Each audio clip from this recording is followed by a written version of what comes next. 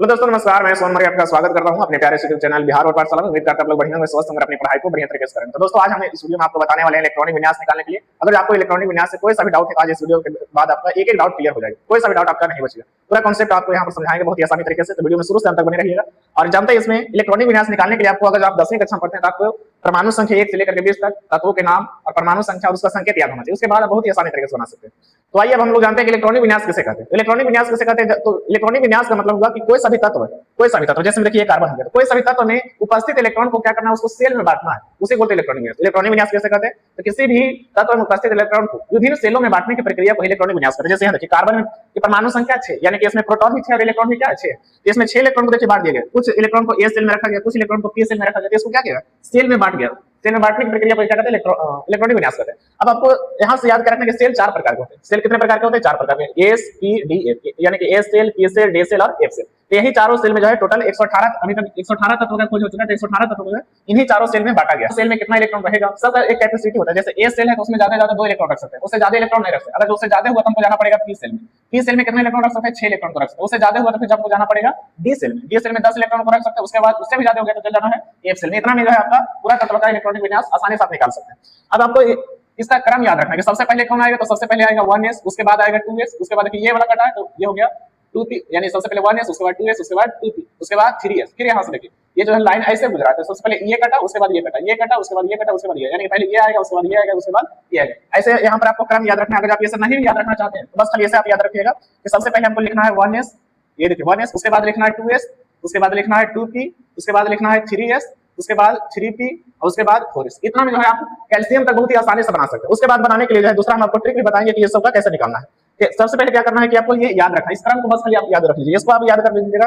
अब कोई सा भी आप इलेक्ट्रॉनिक विन्यास पूछा जाएगा, बहुत ही आसानी से बना सकते हैं। सबसे पहले 1s, 2s, 2p, 3s, 3p, 4s, 1s, 2s, 2p, 3s, 3p, 4s, 1s, 2s, 2p, 3s, 3p, 4s। आपको अगर ये याद हो जाता है तो बहुत ही आसानी से बना सकते हैं। जैसे देखिए एस में हमको जैसे बोल दिया जाएगा कि हाइड्रोजन का इलेक्ट्रॉनिक विन्यास निकालना है। हाइड्रोजन का परमाणु संख्या 1, यानी कि इसमें कितने इलेक्ट्रॉन है? एक ही इलेक्ट्रॉन है। अगर अब इसको क्या करना है, सेल में बांटना है, क्योंकि इलेक्ट्रॉनिक विन्यास का मतलब क्या था, उसको उसमें जो इलेक्ट्रॉन है उसको सेल में बांटना है। तो सबसे पहले क्या आता है, सबसे पहले आता है 1s, तो हमको लिखना है 1s। अब देखना है कि कितना इलेक्ट्रॉन है, एक इलेक्ट्रॉन है, इस पर कितना देना है, 1 देना है। यहाँ पर ज्यादा 2 हम दे सकते थे, यहाँ पर हमको एक ही इलेक्ट्रॉन है इसके पास, इसलिए 1 दिए। अब इसको ऐसे लिख देना, जो भी यहाँ पर बाहर में इलेक्ट्रॉन था उसको ऐसे लिखना है। ये हो गया आपका इलेक्ट्रॉनिक विन्यास। अगर जो पूछा जाता है कि हीलियम का इलेक्ट्रॉनिक विन्यास निकालिए, तो इसका परमाणु संख्या 2, हीलियम का परमाणु संख्या 2। तो सबसे पहले हम लोग कहां से शुरू करेंगे, यहाँ से शुरू करेंगे 1s। अब यहाँ पर परमाणु संख्या 2 है, तो हम लोग यहाँ पर कितना लिख देंगे, 2 लिख लेंगे। ये हो गया इसका हीलियम का इलेक्ट्रॉनिक विन्यास। पूछा जाएगा लिथियम का इलेक्ट्रॉनिक विन्यास निकालिए, तो इसका परमाणु संख्या 3। अब लिथियम का परमाणु संख्या 3 है, इसके पास कितना इलेक्ट्रॉन है, 3 इलेक्ट्रॉन है। हम लोग शुरू फिर से वहीं से करेंगे 1s से, 1s। अब यहाँ पर 3 इलेक्ट्रॉन है, तो यहाँ पर 3 अगर आप लिख दीजिएगा तो फिर गलत हो जाएगा, क्योंकि देखिए अभी हमने आपको बताया कि एस ब्लॉक का कैपेसिटी कितना है, 2 ही इलेक्ट्रॉन का। इसे मान लीजिए एक कमरा है, एस, दूसरा पी, तीसरा डी और चौथा ए। और इसमें जो है सिर्फ 2 ही व्यक्ति बैठ सकते हैं। यहाँ पर पहले से जो है 2 व्यक्ति, देखिए यहाँ पर 3 व्यक्ति को हम बैठा रहे थे, ये क्या हो जाएगा, गलत हो जाएगा। यहाँ पर 2 व्यक्ति को बैठाना है। अब यहाँ पर एक आदमी बच गया, तो उसको क्या करना है, उसको अगला कमरा में बैठाना है। तो अगला कमरा कौन सा, पी, यानी कि हमको जाना पड़ेगा, इसके बाद हम लोग को अगला कमरा में जाना है। तो अगला कमरा इसके बाद क्या आता है, 2s। तो यहाँ पर आना है 2s, लिखेंगे 2s। और यहाँ पर हमको चाहिए कितना, 3 इलेक्ट्रॉन। हमको चाहिए कितना, 3 इलेक्ट्रॉन। 3 इलेक्ट्रॉन यहाँ पर 2 इलेक्ट्रॉन तो हो गया है, अब 1 इलेक्ट्रॉन चाहिए, तो यहाँ पर हम लोग क्या दे देंगे, 1 दे देंगे। अब यहाँ देखिए 2 और 1, 3 इलेक्ट्रॉन हमारा पूरा हो गया। अब इसको ब्रैकेट में लिखना है 2, यहाँ देखिए कॉमा था इसलिए यहाँ पर देना है कॉमा, और यहाँ पर दे देना है 1। ये हो गया लिथियम का इलेक्ट्रॉनिक विन्यास। अब जैसे हमको निकालना है मान लीजिए सोडियम का, आगे चलते हम लोग सोडियम।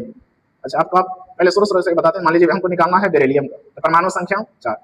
अब परमाणु संख्या 4 है तो हमको शुरू कहां से करना है, यहीं से शुरू करना है 1s। एस पर ज्यादा कितना दे सकते हैं, हमको 4 इलेक्ट्रॉन को रखना है, लेकिन एस पर ज्यादा हम 2 दे सकते हैं, यहाँ पर 2 देना है। उसके बाद आगे जाइए, इसमें नहीं भर पाया है, अब आगे जाइए 2s। अब यहाँ पर कितना लिख सकते हैं, इसमें देखते हैं हम लोग 4 इलेक्ट्रॉन को हमको भरना है, जिसमें से 2 इलेक्ट्रॉन तो भरा गया है। यहाँ पर कितना बच गया, 2 इलेक्ट्रॉन। तो इसका आंसर क्या हो गया, 2,2। अगर हमको लिखना है बोरॉन का, तो परमाणु संख्या होता है 5। तो फिर से यहीं से शुरू करेंगे 1s। एस पर ज्यादा 2 दे सकते हैं, तो 2 इलेक्ट्रॉन दे दिए। उसके बाद किसका नंबर आता है, 2s का। तो 2s में कितना दे सकते हैं, एस यहाँ पर एस पर जो है ज्यादा 2 ही दे सकते हैं। अब जैसे हमको चाहिए 5, तो 2 तो हो गया, तो यहाँ पर 3 और घट रहा है, लेकिन हम लोग 3 नहीं लिख सकते क्योंकि ये एस है, और एस में ज्यादा 2 ही इलेक्ट्रॉन रख सकते हैं, तो इसमें 2 ही इलेक्ट्रॉन दे रहा है। अब इस यहाँ तक नहीं भर पाया, तो इससे आगे जाना, इससे आगे में क्या है 2p है, तो यहाँ लिखना है 2p। अब यहाँ पर कितना देंगे, देखिए पी पर ज्यादा हम लोग 6 तो रख सकते हैं, लेकिन हम लोग को 6 का जरूरत नहीं, हमारे पास मात्र 5 ही इलेक्ट्रॉन है। तो 2 4 इलेक्ट्रॉन तो हो गया पहले से, तो 1 इलेक्ट्रॉन बच गया, तो यहाँ पर लिख देना 1 इलेक्ट्रॉन। अब यहाँ पर क्या करना है आपको, जहां पर देखिए कॉमा है, ये कॉमा दिया होता है, यानी ये दोनों एक साथ है और ये अकेले है, ये दोनों को जो भी इलेक्ट्रॉन है उसको जोड़ देना है, 2 और 1 3। यहाँ पर लिखना है 3। ये हो गया बेरिलियम बोरॉन का। अगर जो सोडियम का निकालना है तो सोडियम का परमाणु संख्या कितना होता है 11। इसको कैसे करेंगे, तो सबसे पहले शुरू तो एस करना है 1s से, तो 1s, एस पर ज्यादा दो तो 2 दे सकते हैं, उसके बाद 2s यहाँ पर भी 2 दे सकते हैं, उसके बाद 2p।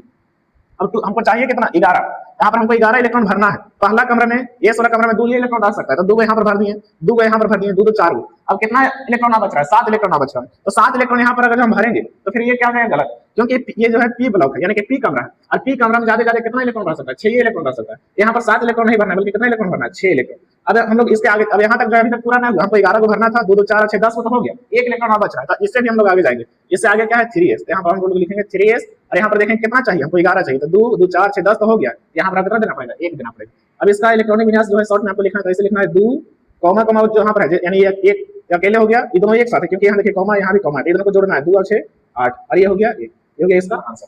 अब जैसे हमसे पूछा जाएगा कि सिलिकॉन का निकालो, तो सिलिकॉन का परमाणु संख्या आपको याद होना चाहिए कि इसका परमाणु संख्या होता है 14। तो क्या करेंगे हम लोग 1s, फिर से यहीं से शुरू करना है, एकदम इसको याद रख लीजिए 1s2 2s2 2p6 3s2 3p6 4s।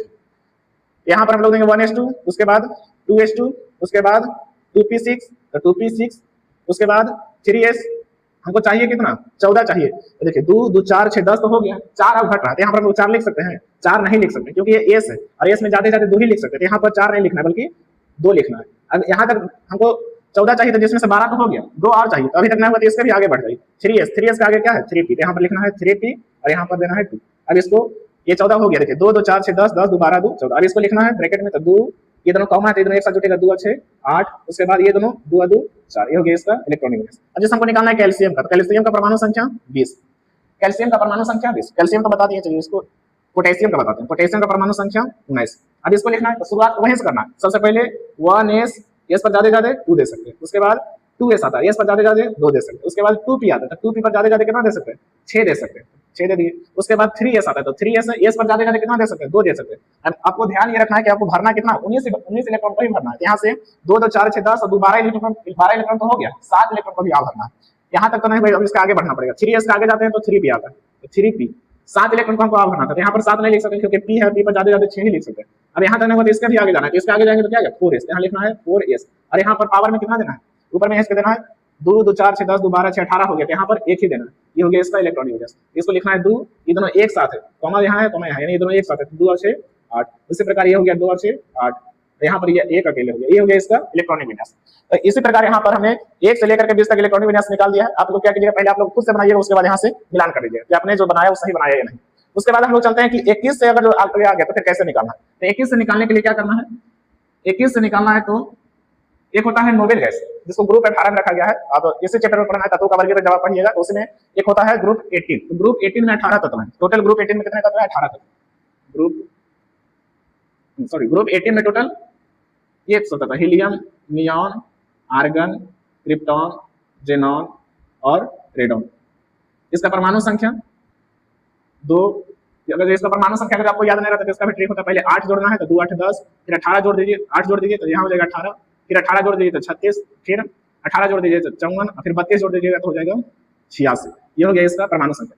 Group 18 के में जितने तत्व है इसी के आधार मान करके जो है ये सब का आगे जितना भी तत्व रहेगा, आगे जितना भी टोटल 118 तत्व है तो उसमें से जितना भी तत्व है सभी को इसी का आधार मान करके बनाना है।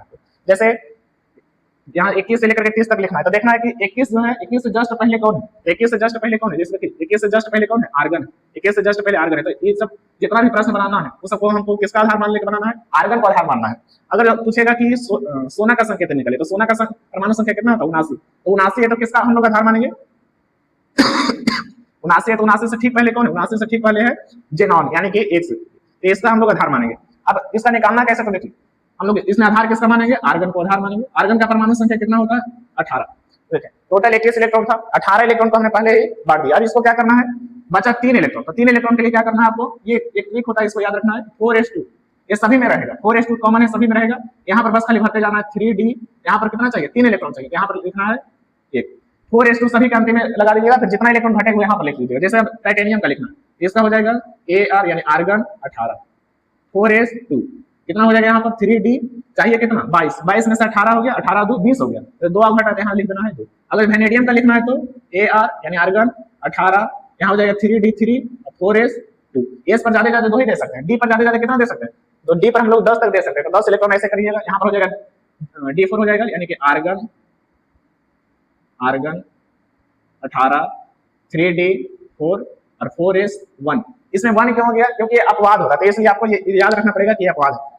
अब यहाँ पर कितना हुआ? 18, 18 4 22 23 हुआ। तो 23 हुआ, इसलिए यहाँ पर हम लोग 4 नहीं बल्कि क्या करेंगे? 5 करेंगे, क्योंकि हमको 24 इलेक्ट्रॉन को पूरा करना था। तो 18 5 23 और 1 24 इलेक्ट्रॉन हो गया। ये जो अपवाद है, इसलिए आपको हम यहाँ पर स्टार मार्क कर दिया कि आपको इसको विशेष ध्यान रखना है कि यहाँ पर हम लोग सभी मतलब 4s2 ही देंगे, लेकिन यहाँ पर क्या करना? 4s1 ही देना। अब आगे बनाएंगे मैग्नीज का, तो मैग्नीज का भी वही हो जाएगा। इसको बना देते हैं आयरन का Ar आर्गन, यहाँ पर 18 देना है। 3D कितना होगा वो बाद में देखेंगे, पहले 4s2 दे देते हैं। उसके बाद 18 2 20 हो गया, कितना घट रहा है? तो 26 चाहिए, 18 2 20 हो गया, यहाँ पर दे देना है 6 हो गया। अगर जो निकेल का लिखना है तो निकेल का फिर से लिखना है आर्गन, आर्गन के लिए 18, उसके बाद 3D आएगा 4s आएगा। यहाँ पर तो 2 रहेगा फिक्स है। यहाँ पर कितना होगा तो देख लीजिए, 18 2 20 हो गया, 28 चाहिए, 18 2 20 हो गया, 28 चाहिए, और कितना घट रहा है? 8। यहाँ पर लिख देंगे 8। यहाँ पर कितना हो जाएगा? यहाँ पर भी स्टार मार्क किया है, तो जैसे ई हुआ था वैसे ही ये भी बनेगा, यानी कि आर्गन 18, 3D और 4s आएगा। इस पर यहाँ पर एक ही रहेगा, क्योंकि यहाँ पर स्टार मार्क कर दिया, ये दोनों जो है अपवाद है, इसलिए आपको इस पर विशेष ध्यान देना है। यहाँ पर हो जाएगा 18 1 19 चाहिए 29, यहाँ पर देना पड़ेगा 10। जिंक का निकालना है तो यह हो गया आर्गन, आर्गन का परमाणु संख्या 18, उसके बाद 3D, उसके बाद 4s। तो इस पर ज्यादा कितना दे सकते हैं? 2 दे सकते हैं। तो 18 2 20 हो गया, तो कितना घट रहा है? 10 घट रहा है। इस प्रकार आप जिंक का क्या जो है इलेक्ट्रॉनिक विन्यास यहाँ पर इतना निकाल सकते हैं। किसी का भी इलेक्ट्रॉनिक विन्यास निकालना है तो आप इसका एक नियम होता है, आप बाउ का नियम, उसी के आधार पर आप किसी का भी इलेक्ट्रॉनिक विन्यास निकाल सकते हैं। तो उम्मीद करते हैं आप लोग को इलेक्ट्रॉनिक विन्यास से संबंधित कोई सा भी अगर डाउट हो तो आपका क्लियर हो गया। अब इसी के आधार पर जो है हम लोग धातु अधातु की भी पहचान करते हैं। जैसे देखिए, अगर आपसे पूछा जाता है कि इसमें धातु कौन है, अधातु कौन है, उपधातु कौन होगा, और एक और क्या होता है निष्क्रिय, जिसको बोलते हैं अक्रिय या नोबेल गैस। देखिए धातु कौन होगा, तो यदि जो किसी भी इलेक्ट्रॉनिक विन्यास, किसी भी तत्व का इलेक्ट्रॉनिक विन्यास जो अंतिम कक्ष में, जिसको संयोजी इलेक्ट्रॉन बोलते हैं, 1 2 3 इलेक्ट्रॉन रहेगा तो हो जाएगा धातु, 4 रहेगा तो हो जाएगा उपधातु, 5 6 7 रहेगा तो हो जाएगा अधातु, और 8 रहेगा तो हो जाएगा निष्क्रिय। अब जैसे आपसे पूछा जाए कि बताइए बेरिलियम क्या है, धातु है या अधातु है, तो बेरिलियम का अंतिम इलेक्ट्रॉन देखिए, बेरिलियम का अंतिम में क्या है? 2 है, इसलिए क्या होगा? धातु होगा, क्योंकि 1 2 3 रहेगा तो क्या होगा? धातु होगा। पूछा जाएगा आपसे बताइए नाइट्रोजन क्या है, तो नाइट्रोजन क्या है? तो इसका अंतिम में कितना इलेक्ट्रॉन है? 5 इलेक्ट्रॉन। तो जिसका अंतिम में 5 6 7 इलेक्ट्रॉन होता है क्या होता है? अधातु, यानी नाइट्रोजन जो है वो क्या है? अधातु। पहले आपने पढ़ा होगा पिछले चैप्टर में धातु धातु में कि जिस धातु को पीटने पर टन टन की आवाज आती है या फिर जो उष्मा विद्युत का सुचालक होता है उसे धातु कहते हैं। अब लेकिन यहाँ पर हमने कभी सोडियम को देखा ही नहीं, तो उसको हम लोग पीटेंगे कैसे? इसलिए क्या करना है कि इसका उपयोग करना है कि जिसका अंतिम में 1 2 3 रहेगा धातु, 5 6 7 रहेगा अधातु, 4 रहेगा उपधातु, 8 रहेगा तो निष्क्रिय। अब जैसे आपसे पूछा जाए कि सोडियम का बताइए, सोडियम क्या है, तो सोडियम का अंतिम में देख लीजिए, सोडियम का अंतिम में क्या है? 1, यानी ये क्या है? जिसका अंतिम में 1 2 3 रहेगा धातु, यानी ये क्या है? धातु। उसी प्रकार मैग्नीशियम का पूछेगा तो अंतिम में 2 है तो ये भी क्या है? धातु। ये एल्युमिनियम क्या है? अंतिम में 3 है, इसलिए ये भी क्या? धातु।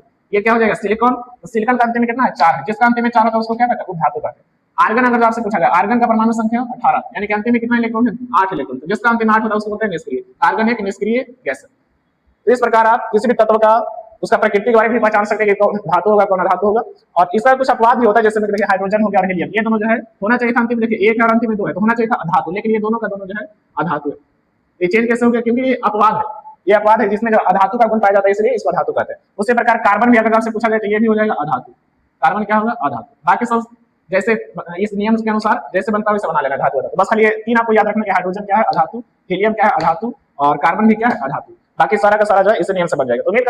उम्मीद करते हैं आप लोग का यहाँ से पूरा डाउट क्लियर हो गया। अगर जो कोई सा भी अगर आपका डाउट है तो आप हमें कमेंट बॉक्स में पूछ सकते हैं। हम नेक्स्ट वीडियो हम लोग संयोजकता के ऊपर लाएंगे कि संयोजकता कैसे निकाला जाता है, कौन धनायन हो जाता है, कौन ऋणायन हो जाता है। तो इसलिए चैनल को सब्सक्राइब कर लीजिए, अगर वीडियो पसंद आया तो लाइक कर दीजिएगा। मिलता है नेक्स्ट वीडियो में, तब तक के लिए धन्यवाद।